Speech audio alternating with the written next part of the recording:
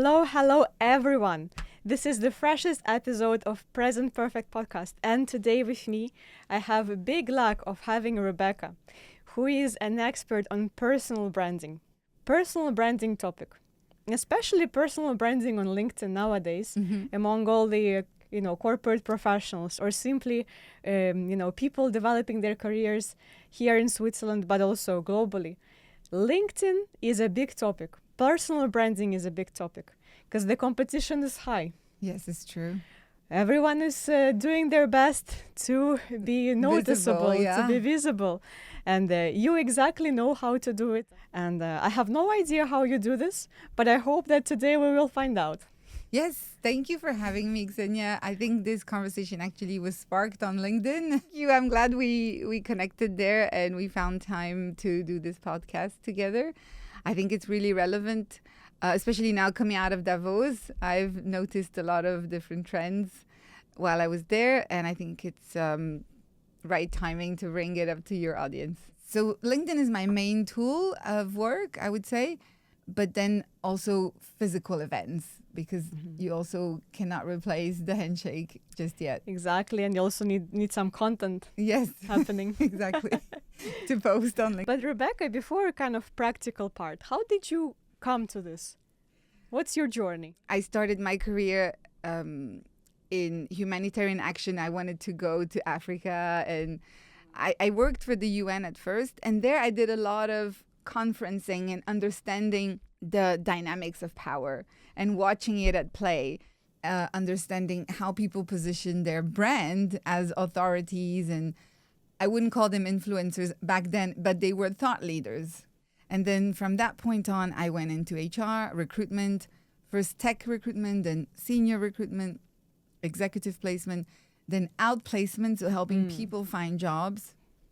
And now what I do is I help people get on board advisory roles. There's a big demand for that here in Switzerland. Actually, I understand very well why people want to be on boards. But what is the relation between personal branding and getting on board? Of course, your relationships are going to matter, your network.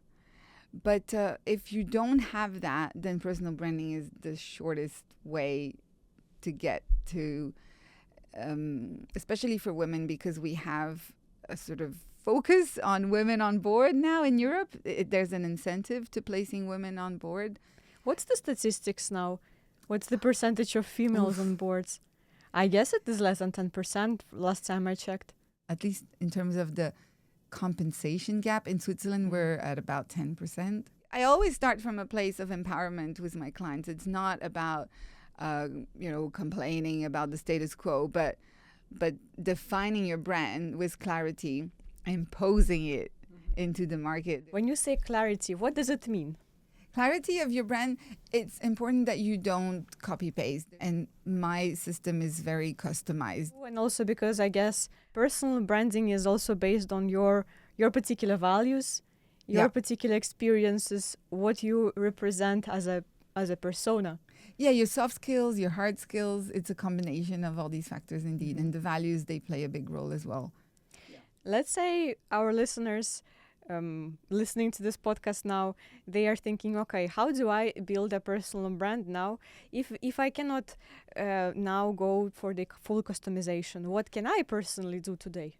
Most people, when they come to me, they know what they don't want, but they don't know what they actually want. It's funny because I was with my son in the car, just driving here. And I told him, oh, you're having a good hair day, and so am I. And he's like, thanks, Mom. And I said, you can have any girl you want with this hair. Ooh. And he's like, no, I cannot. And I'm like, trust me, you can. Because I know better. I know the market.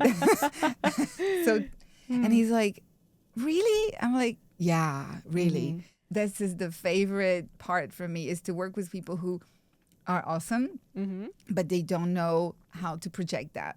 And they probably don't even know. So we start with self-mapping. So I start always with assessing their soft skills, their hard skills, their values. No, many people have a perception that building personal brand on LinkedIn is simply posting content, posting something. But I guess it's not only posting something. You can also, we call it cross-pollinate. So let's say you follow me and I have more followers than you, and I post something.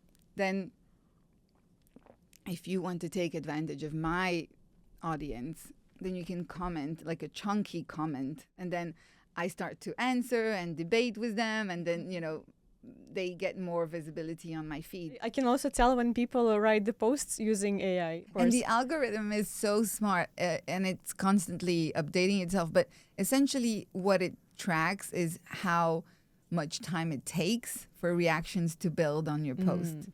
So there are better times and better days to post. People say Thursday afternoon, Thursday evening. Yes and no, but the reactions are delayed.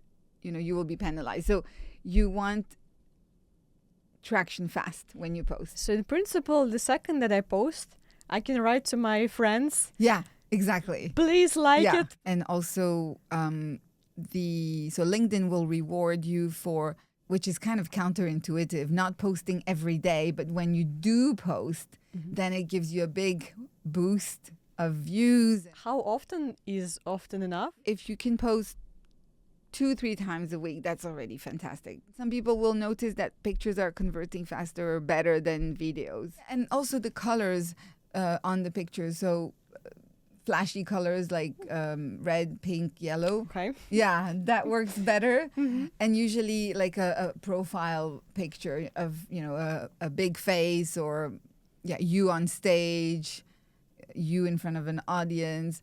You really want to focus on you when you're promoting you. And how do you measure success of personal branding on LinkedIn? The amount of people following you, it does matter, but it will become an issue after 30,000. So you can't have more than 30K, last time I checked at least. But I guess most of the people listening to us would be fine with 10K. Yeah. It's different from engagement though. And the same happens on Instagram, right? You see people with lots of followers, but the likes are low. So you want to have a lot of engagement, but not just online. You want engagement offline. I try to keep my network in Switzerland because that's my territory. But I think the best thing about being, an influencer is that you convey also outside of the online world. So if I walk into a room, a networking event, a conference here, I know a lot of people too. Coming to the topic of how you start working with your clients, I guess for many people who are not so used to posting, do you encounter some sort of emotional barrier, some anxiety? What will the people think? Is it not weird? Especially when they are employed and happily employed, because they don't want to risk the relationship they have with their current employer, and they shouldn't. But I think there's a great example to this. Philip from Lonza, he's the CFO, and I watched him grow his brand. First, I met him at an event, Women in Tech in Basel, and he brought his daughter, and he was the only man in the room. And I said, oh my God, this is a great way to pierce the bubble, because when you're branding yourself, you kind of have to choose a direction. So I'm going to be all about... On this immediately question, does it have to be only one topic? You kind of have to choose a direction. If you're in supply chain, maybe you want to talk more about sustainability or ESG, or if you're in investment, maybe you're all about impact investing. If you're in product development, maybe you're all about AI product development. And in his case, I was curious because I'm like, a CFO cannot take a lot of risks in their branding. And you're in pharma, highly regulated. What are you going to do? Well, he went the female route. He went all pink. No, I'm kidding. He didn't go pink, but he went women empowerment. And that really served him very well. You don't have to choose one topic. You have to be consistent with your values. What are you advocating for? In my case, as a career coach, essentially, I should just be talking about work. But sometimes you will see me talking about, hey, can we please get Swiss founders to be invested by Swiss investors? And it's not really my topic, but I will sometimes, because I know it has an impact on the Swiss job market. Your point has to be made consistently around, your area of influence. To me, it is also kind of a question all the time because I have many different things going on. I work full time in blockchain. There it is tokenization of the bonds. Then, here we're having the podcast about how do we live our best life. Yeah. So, and at the same time, there is also the matchmaking platform for speakers and event organizers that we are doing late. When I'm looking at it, I'm like, so I cannot niche out on one thing because all of that is what I do. All of that is what I love, and all of that is you. It's also part of it. So I guess now that you're saying that there is kind of one overarching, let's say, tone to it, I think that for me it is democratizing people's access to opportunities. You just mentioned that especially these people who are happily employed, that have this uncertainty to post, not to post, how it will look like. Have you seen cases maybe where the employer was actively against their employees building personal brand online? There are some companies that sort of believe they own you in a deep way, and I don't want to name them, but some of them are big confirmed tech companies that really own your name, your brand, your face, and you cannot really do as you please.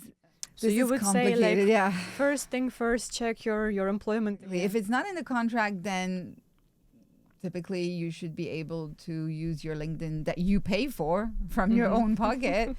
If you don't pay for premium, I would advise you to do so, because then you have more freedom on LinkedIn. But yeah, you should be able to use your social media as you please, right? But within reason, of course. Sure. At the same time, I'm always thinking that nowadays there is no such thing as a guarantee. So you're not guaranteed that you will, for your lifetime, be employed. No, and that's why personal branding matters so much, because you want to sort of mitigate the risk of just having one stream of income. What if your LinkedIn would help you get on stage, get on boards, get published, get,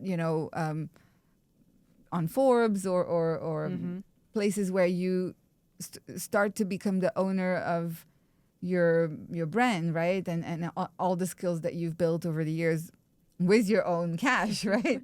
And as said, if nothing is guaranteed, then you better, as you were saying, building a bit of a pillow, building something to your name, to your... You have a platform that you can use to make, to build loyalty with your clients, to sell your products, to, I think one of the tools that is still a bit complex and should get better is the whole going live on LinkedIn. Empowering is a great part. But have you also encountered situations where you're working with a client? Formally, their employment agreement doesn't say anything about personal branding, so maybe they can do it, but they still feel anxious about how it will be perceived, or they are reluctant to post. What do you do with them? There are safe ways to post. So obviously, a huge fan of your employer, because it's going to come across as... What you can do is, let's say there's a topic that you're very much passionate about. Then you can say, this is a great hackathon that I attended, and I was really impressed with the crowd. And then in your post you can mention whichever company you want to send the post to in a way, because then it will be distributed into their feed, unless they cannot be mentioned, but usually they can. Or you can mention people. A platform that is not yet overcrowded, because on Instagram it is a big competition. On LinkedIn it's completely different. And also it converts 4 to 5 times. All my clients are coming from LinkedIn, but also from referrals. They're definitely not on Instagram or Facebook, in my experience, because I'm targeting professionals who are in Switzerland. You need to be on the platform that opens the dialogue that you're trying to have. Rebecca, what would you say are common misconceptions about personal branding? I would say people think that having a personal brand is to be really loud and visible on LinkedIn with posts and pictures. And that's more content creation than personal branding. I think you can have a solid brand without being an influencer, because these are different things. It's just about clarity. Who are you online? If you don't have an online professional persona, how am I supposed to know you exist? Unless, of course, you work in a very niche area and you find your clients organically that way. But those industries are rare, and for everybody else, you do need to have a presence online, because otherwise you're not going to be found by the people who are looking for your skills. Sure, of course. From which typically industries your clients come to you? Banking, so financial services, whether it's digital assets, but banking in general, or financial services, asset management, and then tech. A big part of them are in tech, and then pharma, right? Because biotech and pharma and AI is not an industry in itself, but there's a huge focus from myself and also from my clients to enable AI into their careers. I have also noticed that it's now very trendy, if you are working in tech or if you're building something technology-wise, to also be sharing the journey online. So brilliant, because they enable others to come and join in, and they literally share how I got from this problem to this solution. What if you're in a situation where you have a problem that you're trying to solve, but you are not yet at the success of that? Yeah. Would you share it?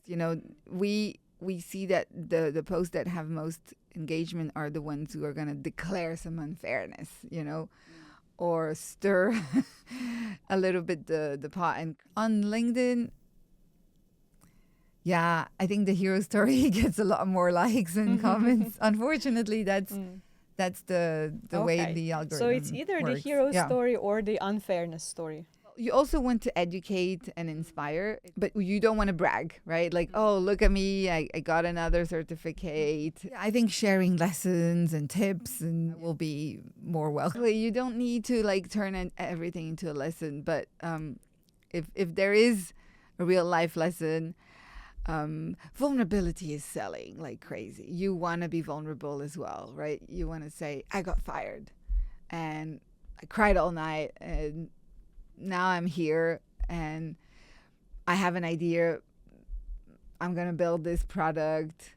People can relate to that. There has to be emotion. Yeah, there has to be. You want to have a call to action at the end of your post. It's not just, hey, I wrote a book. There's the link to buy the book. You have to get to a point. I always wonder why people think that selling is something wrong to do, because you are offering a product or service that people need. Exactly, you are helping somebody. When you go to networking events, sometimes people are like, oh, I don't want them to know I'm selling. Well, trust me, no one is here for the joy of mingling. Everyone here has a goal. Maybe they're not looking for a job, but they're looking for a co-founder. They're looking for an investor. They're looking for a client. They're looking for something. Otherwise, they wouldn't be here. Having that clarity and that, of course I'm looking for something, and this is what I'm looking for. And having that structure, that's what matters, and not, well, I'm not quite sure what I'm doing here. I think that the same applies to the online content you post. Is there some particular difference between how women do personal branding and men do? In general, there is you can see that in all these groups, right? Like women in tech, women in pharma, women in different segments. You're not going to see those movements with men. They're not going to do like men who code or... I think it's important to find your tribe. So I'm Brazilian and I live here. If I'm going to mingle with Brazilian founders, chances are much higher that I'm going to click. But it's not the culture that really binds you, because some cultures are more competitive than others. But it's more like the commonalities, and you need at least 3. Like, oh, you're Brazilian, I'm Brazilian. You're a mom, I'm a mom. You're into sports, I'm into sports. As of that, you're not a threat. Because you have these 3 commonalities with me, so I can relax and trust you more easily. This is super interesting. Sharing vulnerabilities is also great because it also disarms people. when you distribute this information, you want to be strategic. I think you can try to make it a success story at every step, you know. Interesting. It doesn't have to be the final stage, but finding strength in the middle of the battle, being you able can find an Yeah. element of Yeah. power, element of being a hero in the situation. Yeah, like and my son, again, I'm going to take the example because in the car on the way here, we had a really great chat. I was telling him, you need to change this and improve that and do this and this. And I'm really all about performance with him as well, because that's my job, right? I'm always coaching people to be better. And he's like, but compare me to 3 years ago. And that resonated right away, because there's a book about this called The Gap in the Gain, where we compare ourselves to impossible ideals instead of looking at last year. And I was like, whoa, now you got me. And it's true. He made a lot of progress, obviously. It's a lot of wisdom for a Yeah, young boy. Of course, this comparison culture that we live in. Yeah. If you always compare to, I don't know, Steve Jobs or... Yeah. Oh, You're please. far. I mean, you will always be very far, You'll true. But always also, be but lacking. so are all the other people. Yeah, And also, maybe they are successful in a completely different industry that is just unrelatable to what you're doing. And this question of appropriateness kind of is still keeping me a little bit further from what I what you would like to say I on would like LinkedIn. to do. Yeah. Well, I've already made big mistakes on LinkedIn. Have One you? that cost me a lot of money to experiment, right? So I posted one story that got a lot of comments and likes. It was, my journey as a entrepreneur, single mom, going through all kind of hurdles and divorcing. That didn't go well. I exposed too much of my life. I got a lot of clicks, but then I also got a lawsuit. Oh no, I'm so sorry. I am still very proud of having gone that far in my honesty. But yeah, sometimes there is such a thing as too much honesty. What would be three top pieces of advice you would give to someone who is just starting on LinkedIn? I would say first you have to optimize your profile. The headline just below your picture. When headhunters are searching for profiles, they put in keywords and they have different interfaces: Recruiter Lite, Recruiter Full, Sales Navigator. And the only thing they have, though, is words. Then I would also invest in a nice picture. Yeah, and then the banner. What is a nice banner? A nice banner is many different things. So let's say you want to be known for your speaking engagements and your big ideas as a thought leader. Then your banner could be you in front of a crowd, right? And then you put your tagline. Your tagline is kind of like your slogan, right? Like companies have slogans. People should also have their own slogans. And your tagline should be on your banner with a picture. Like it could be the Alps. A lot of people in financial services in Switzerland are going to have the Alps. I noticed. We know you're in financial services if you have the Matterhorn. but it's not very personal or original. Yeah, it's low risk because that's the industry, right?